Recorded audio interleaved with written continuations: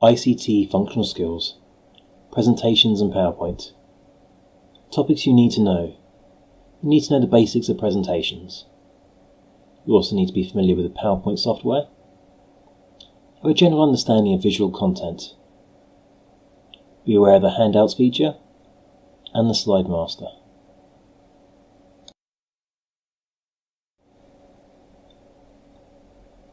Presentations. The key to a well-formatted presentation is acknowledging that this could be shown during a meeting or on a visitor screen. So consider keeping the text minimal and relevant, using a clear theme and colours that stand out, as well as supporting images that keep the viewer interested. But don't just include images for the sake of it. Now you can see I'm currently using PowerPoint, and this is the Microsoft presentation application. And the formatting under the Home tab is very similar to programs like Word, so you're probably already familiar with most of the icons. The first slide, just here at the top, is the title slide, and this is where your presentation starts with. You can add more slides via the New Slide drop-down, and you can see the different templates available. Now it's worth exploring them all, but the title and content slide is the main one you'll need, and it'll suit your general needs. Now when it comes to visual content, under the Insert tab, you can add tables to show your text. You can also do the new slides from there as well.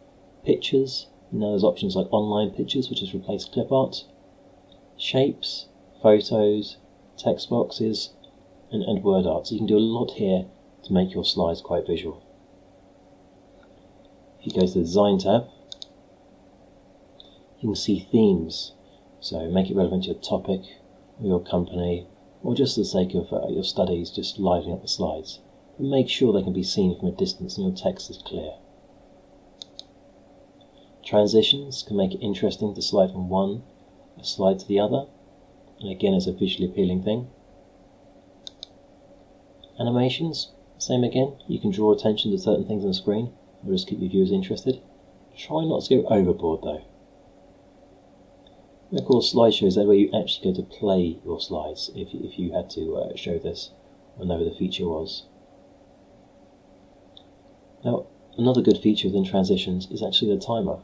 So currently my slides will move by mouse click, but you can set these to move on at a certain time, and it's worth knowing where this feature is on the right hand side. Now, another useful thing about PowerPoint is the fact you can set it to print on handouts. So from File, Print, not only do you get your preview, but it also tells you what's going to print. So here it says full page slides, but I have the option to print out actual handouts to give out to people during a meeting. Do they just want the slides, or do they want space to make notes as well beside it? Okay, so do explore these features. Another useful thing to know about PowerPoint is actually the Slide Master, and it's under the View tab just here in this ribbon. What happens is the Slide Master shows the structure of all your slides and allows you to do a piece of formatting in the footer which will then apply to all your slides. So from here you can add a logo to the bottom, or a date, or a company name, and this will consistently appear on all your slides in exactly the same place. And this is called the Slide Master. Once you've done what you need to do to the master slide, then close the master view to go back to editing each slide as you need, and any changes would show wherever you put them on the Slide Master. Practice task. Imagine you are going to present to your manager the benefits of PowerPoint as a solution for presenting information in your workplace. Using 4 to 5 slides include information about PowerPoint from the Microsoft website, tools that will make the presentation interesting, examples when you would use PowerPoint. Think about the themes, amount of text, and how to present the text. Select and add times to your slide.